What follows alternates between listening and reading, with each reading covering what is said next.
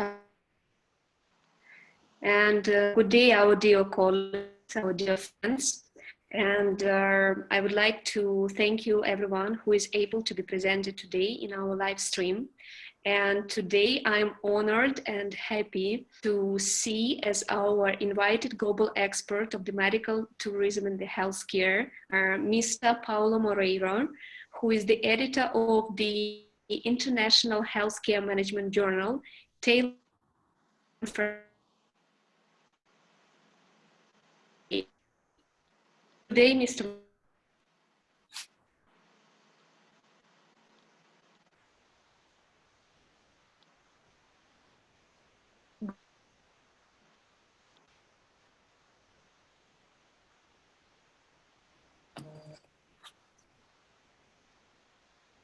I think we have kind of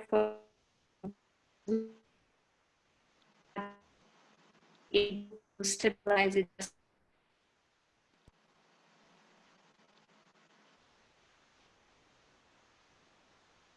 Mr. Moreira.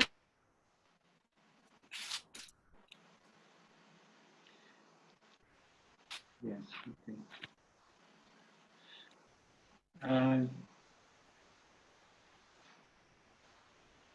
I didn't hear you very well, so I think there's some... Can you hear me? Yeah, I can hear you now.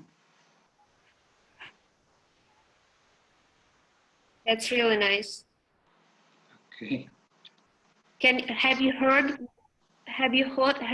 what I've been talking to you? No, sorry, no. There was a connection went off, I think. Can you hear me now? Yeah, for the time being. Yeah, that's nice. That's nice. So just I'm really glad to see today our invited expert, Mr. Paulo Moreira from Oxford, Ukraine, as the editor of the International Healthcare Management Journal and the Taylor and Francis. Good day, Mr. Moreira. Hello, my pleasure. Thank you for being with us today, and thank you for devoting the time to share your expertise and experience about the healthcare global development at the moment. And I'm really hopeful that you will be able to share with the audience what are the global trends of the healthcare at the moment. Okay. Yeah. Can you please tell me what is your opinion at the moment, how the global healthcare market development in the current realities? What is going on in the global healthcare market? And what are the new challenges which are the clinics and the healthcare establishments are facing? Well, I think there have been negative impacts on health systems and also some positive impacts. I think it's important that we always see crisis in this dual perspective, that there's all crises bring bad things and all crises bring good things. So on the bad things, what happened now is that we realize that the logistics chains, or the chain of logistics in healthcare, are very weak and fragile. And the case with the protective personal equipment is a sign of that fragile structure. So when health systems lack on protective personal equipment, that's a very, very bad sign. So that means that health systems were not ready for this. And health professionals were put at risk. And another very negative thing that happened was speculation around these equipments. So masks that usually cost maybe 60 cents now or for the past few weeks have been selling for €9 per mask. At some point, the Europeans were selling masks to China at 9 or €10 per mask. And later, which is interesting, which is now, at this moment, China is selling masks back to Europe. Right. Also still at a much higher price than normal. So this is a bad thing that happened. And another bad thing that happened with this crisis is that at some point, health systems were only taking care of COVID-19 patients, as if all the other patients disappeared. So there was nothing else in health systems but COVID. And that is very negative. It's a form of negligence towards other patients.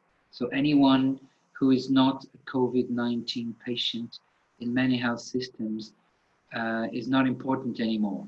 And that is very negative.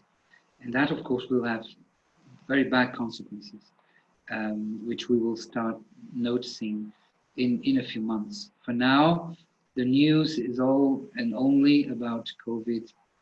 But in a few weeks, maybe months, we will be watching the news on how bad this was for other patients. So these are negative aspects.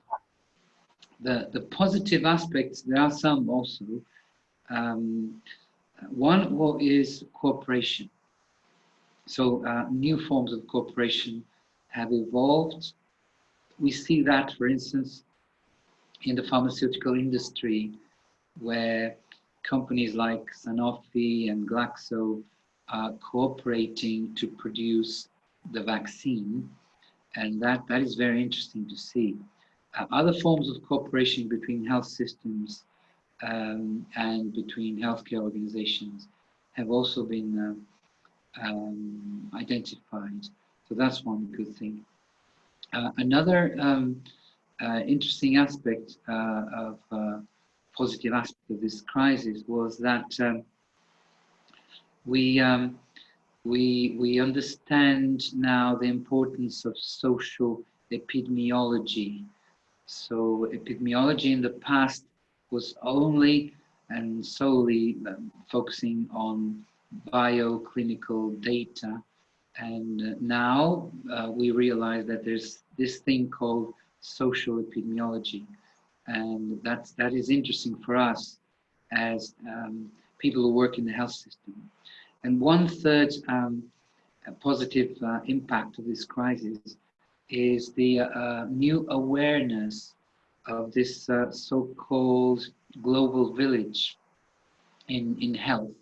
So in the past, people understood that the world is interconnected. Right? There's just one planet Earth, one world economy, one human society. But for some people, that was just theory. And now in health systems, we realize that there is this sense of global village in healthcare. So anything that happens on the other side of the world affects us, and anything that happens here where we are can affect health systems on the other side of the world. And obviously, wellness tourism and medical tourism, international patients movements, it's part of that. It's part of this global village of healthcare. And I think the awareness of the existence of a kind of interconnected health system in the world has grown during this crisis. So that's a third positive aspect of the crisis. And yes. Can you tell me what is your opinion? What new directions, what new trends will appear after the COVID-19 will somehow slow a little bit down? New trends in healthcare, new trends in the wellness maybe. So any opinion from your side? New trends, don't start just on the back of a crisis, but what is happening and what will happen is that trends that were already evolving will gain some more importance and other trends will lose. But one trend that has been evolving for a few years and that will now grow very much is digital health. So digital health Right. solutions will now very quickly gain a more clear role. Um, it's obvious that the COVID-19 crisis will happen again, so there will be some other virus. If not COVID-19, will be COVID-21 or 20 or some other. So it, pandemics like this one will occur frequently in the future. That's normal. It's nothing to be scared of. Um, but health systems have now the opportunity to prepare their digital procedures, digital health solutions to be ready, not just for pandemics, but also for a new approach to healthcare. So we've been talking about this for over 20 years. So it started as telemedicine, it evolved as telecare, telehealth, Right. um, and these days, well, e-health or digital health. So there's a great variety, a very large diversity of solutions that can be the best options for people who don't want to go out of home or can't go out of their homes to get access to most of the healthcare services that in traditional health systems still oblige patients to go to hospitals. So, in a word, a main trend that we'll see happening will be the adoption of solutions where health systems and hospitals can um, offer services for patients who stay at home. And that was something that this pandemic has clearly demonstrated and also created the awareness in amongst citizens. So citizens now are thinking that it's dangerous to go to hospitals. Well, they should have known that for a long time, but now there's this awareness. It's not a very good idea to go to hospitals unless you really need it. And Right. this puts the question of, is there a way that I can uh, um, access health services without going to the hospital? And this is where it will come into that perspective. Mm-hmm. And just, I don't see you. If you can switch on again the camera. It's okay, something happened to the camera. Yeah. We can carry on talking. Yeah, yeah. Just actually, and I was asking as well, how do you think how Ukraine as the destination is positioned on the global market of the medical and the wellness tourism to provide the digital healthcare, or after the COVID-19, for people to come to Ukraine and to consider Ukraine as the destination of the medical and the wellness tourism? What is your opinion on this point? Yes, well, I think now most health systems have an opportunity to invest more on their digital health solutions and to offer new packages of services. Um, Obviously, some health systems are more prepared than others to adopt the digital health solution, but it's not very complicated, or it's not even a very large investment to be capable of offering this kind of packages. So I think the combination of digital health services with the, the physical presence of patients in healthcare organizations will grow and will become more visible well, in most health systems. And sorry, yeah. You've been to Ukraine a couple of times, and the first time when I firstly met you, you visited one of the conferences of the medical tourism in Ukraine. I hope that you somehow is knowledgeable about the hospitals and clinics and about the sanatoriums of Ukraine, the level and the services which they are providing. What is your opinion? How the global patients and the global wellness travelers, will they consider Ukraine as the destination for the wellness and the medical tourism in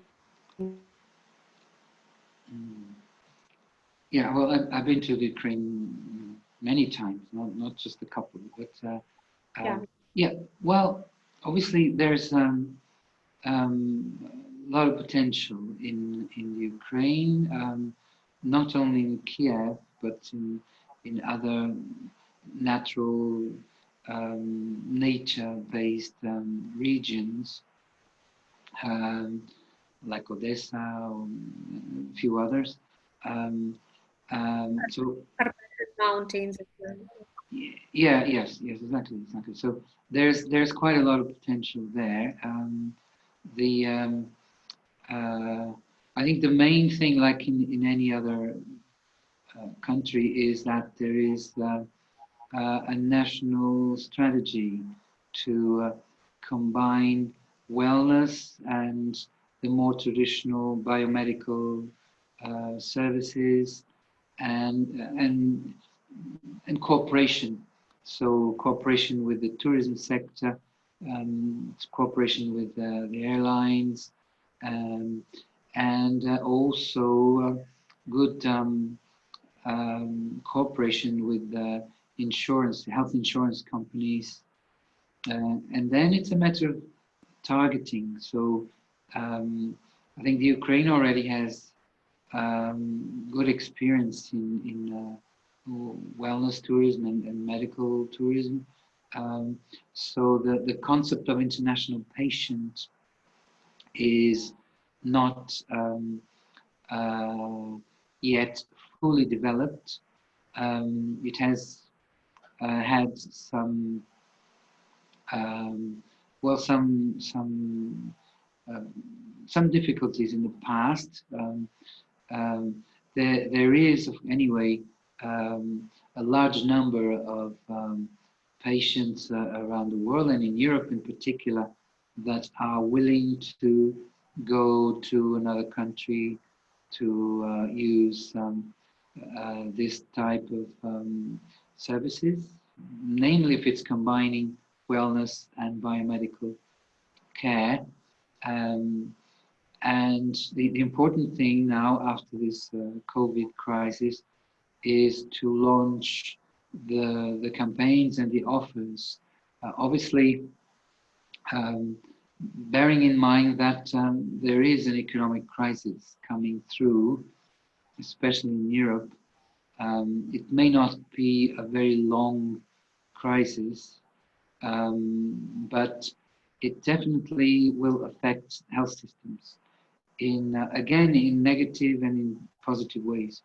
One of the things that is obvious now, once we start talking about other things besides COVID-19, is that there will be a lot, very long waiting lists for other procedures because health systems essentially stop caring about any other patients than, well, apart from COVID-19.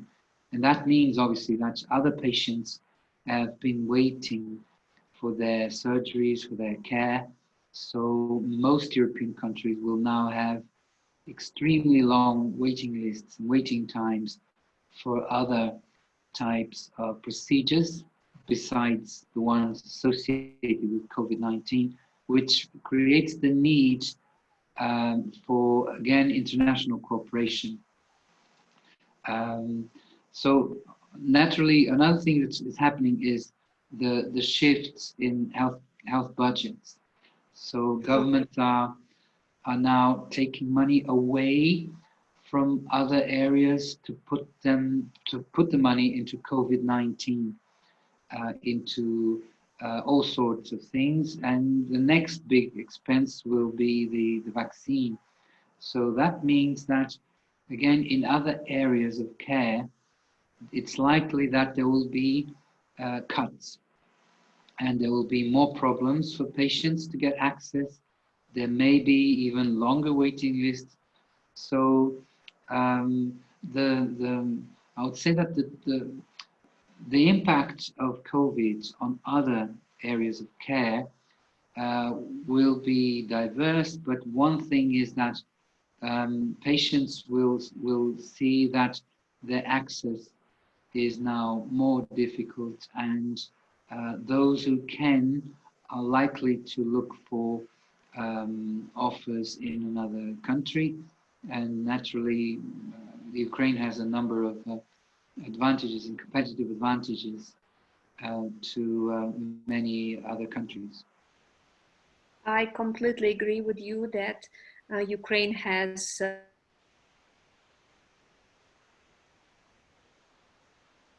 one is the price, the other is the less waiting times. So Ukraine is, as the destination, is one of the possible destinations which the global healthcare travelers will choose as their destination for taking the procedures.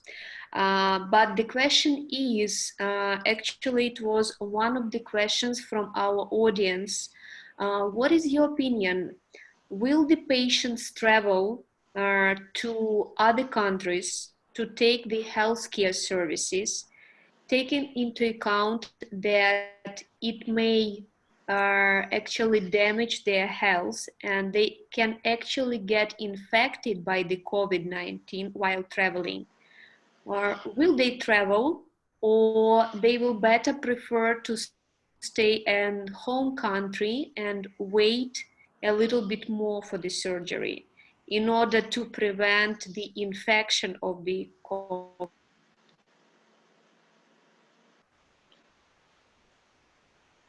Well, sooner or later, people will have to come back to their normal way of seeing these things. There have always been viruses around us. There will always be viruses around us. And maybe some people with this COVID-19 learned to protect themselves from viruses, not just from COVID-19, but from all of them. Okay.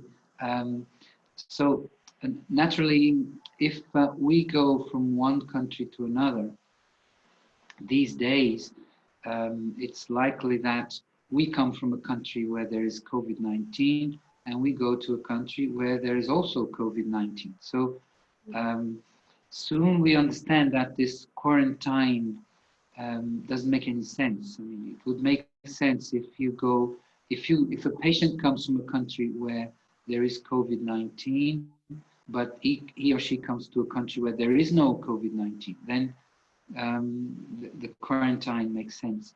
But when everybody has had the experience and the virus is circulating everywhere, this so the quarantine stops making sense. The question on whether will patients travel or not, it's a matter of trust. I mean, people they should not stop traveling just because they're afraid of the virus, because the virus may be anywhere, and naturally we realize that the conditions, the climate conditions, will now be favorable to a different impact of this virus.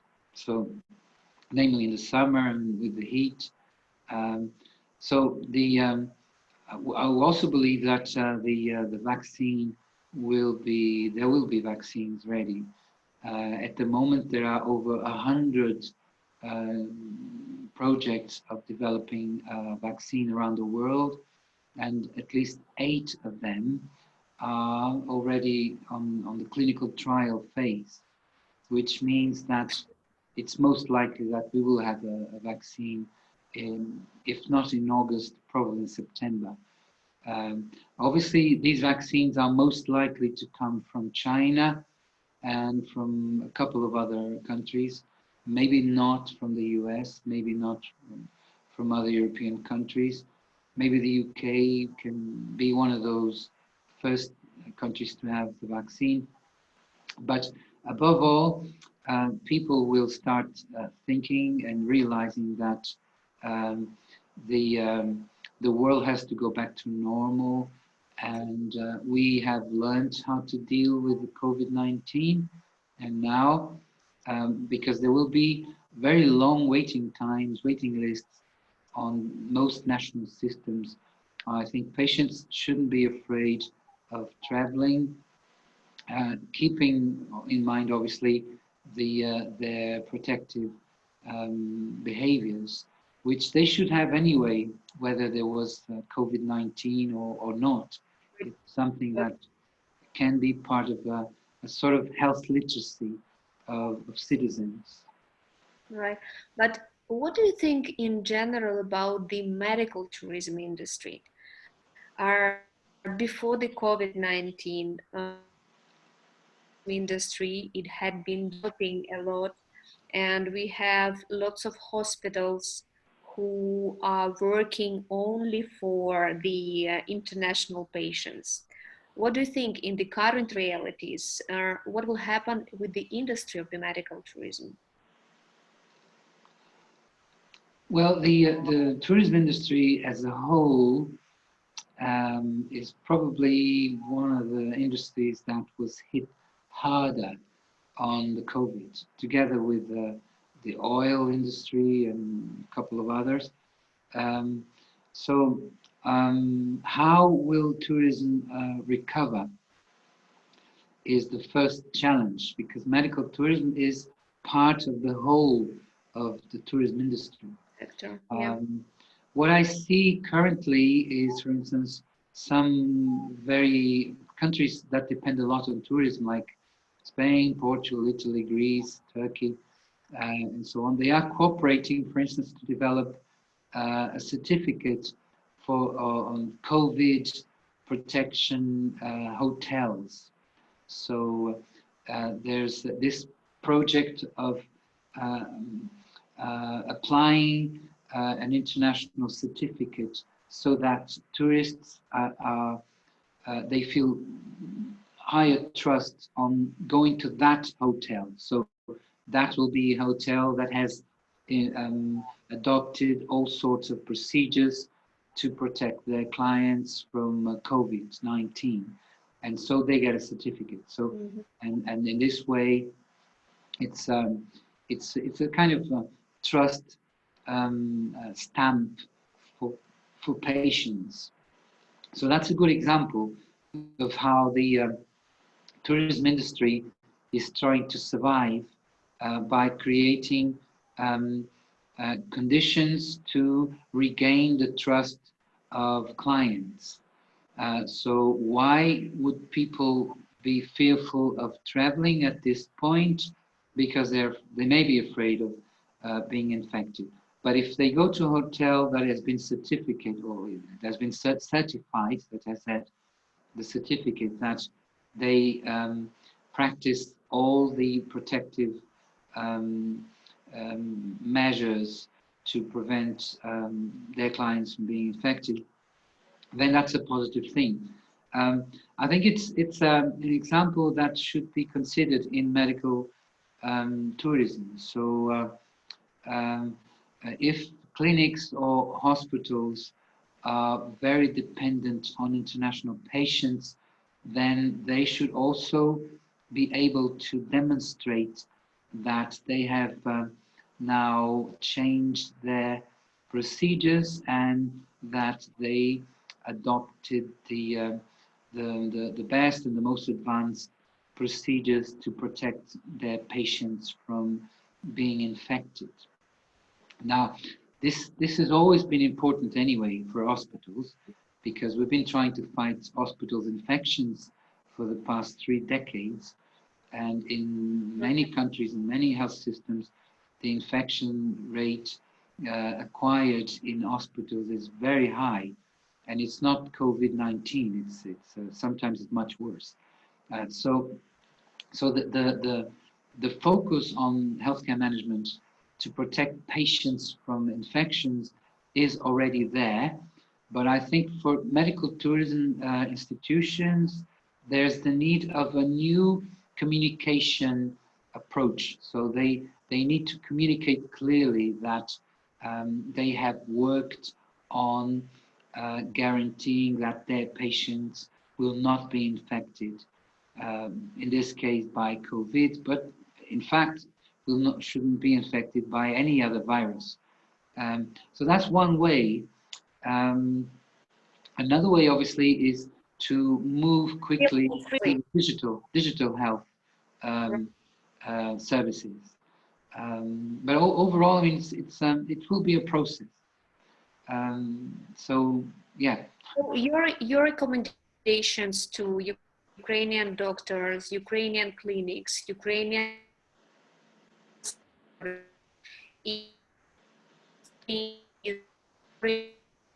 the safety accreditation of their services in order to increase the trust for the international and the local patients, right?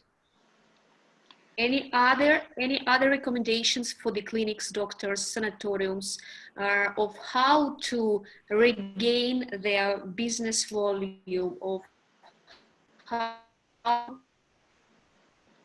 in the international market? How it's better to get the credibility on the international market? What are your suggestions to the Ukrainians and actually all global healthcare providers? Yes, well, one way is, of course, to cooperate with scientific journals like mine,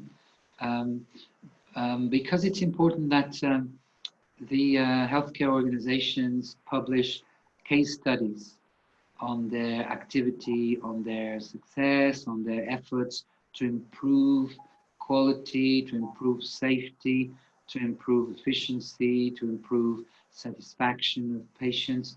So the credibility of any health system is very much based on their published research, but also published evidence on improvements.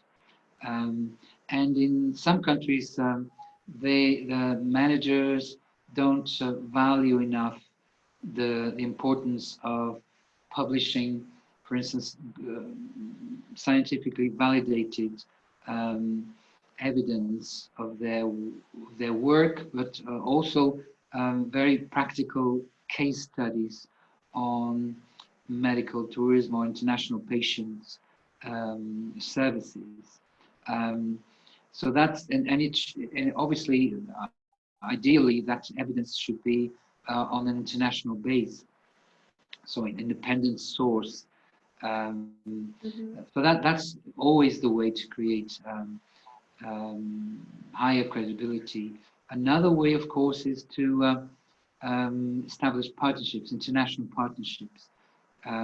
So in some countries, some organizations, healthcare organizations, are willing to send their patients in a cooperative plan to other countries, and also to receive patients from that other country. So cooperation between healthcare organizations is possible beyond the traditional cooperation between health ministries. So obviously in Europe, there's a lot of cooperation between health ministries, but that's more on the professional, on the health professional side, and sometimes on training, which is good. But when it comes to international patients, it has to be an initiative from the organizations themselves. So if you're in Ukraine, you have like 10 clinics or 15 clinics, and you establish some kind of consortia to establish international cooperation. That is a very strong practical way of coming and establishing some cooperation with other healthcare organizations.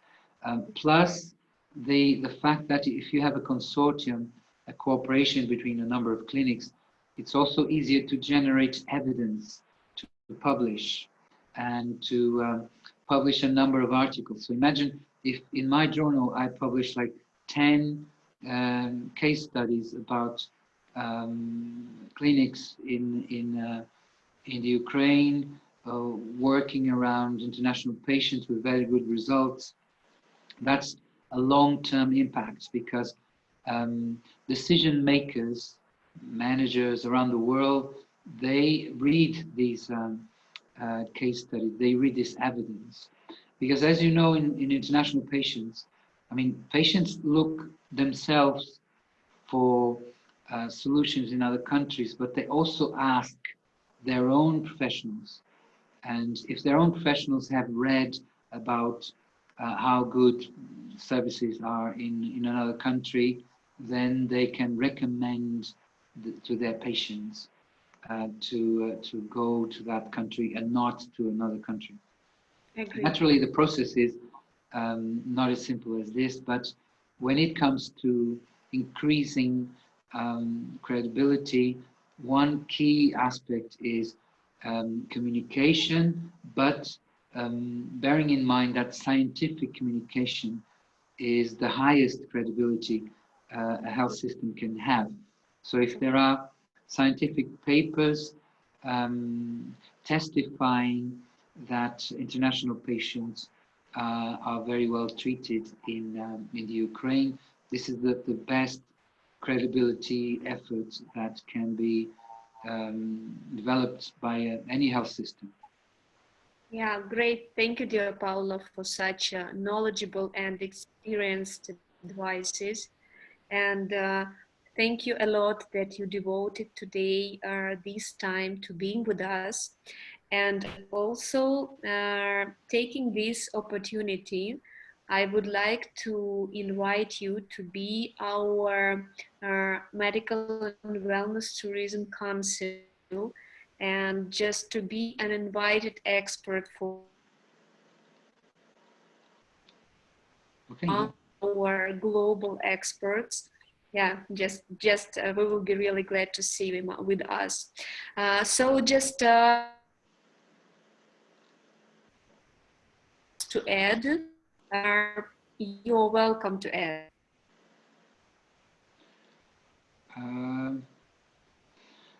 Well, I didn't hear it very well, but yeah, I'm just okay. Yeah. Just was telling that if you have something else to add to our discussion, you're welcome to add. If not, so we will be finishing our interview. Yeah, okay. Well, I think the only thing I'd like to add, which is very important for the present and for the future, is that we should all put more efforts into developing health literacy amongst citizens, because the low health literacy has created a number of problems around COVID-19. A lot of misconceptions have been going around about the virus, and this created a lot of unnecessary difficulties for health systems and for health professionals. And it shows again that we should invest more in health literacy in general, to avoid in the future to be facing again a new threat where the low literacy of citizens creates a lot of panic and unnecessary fear. And that's valid for any clinical area. And that's one important thing. Maybe you can work around that in the future too, or in the present.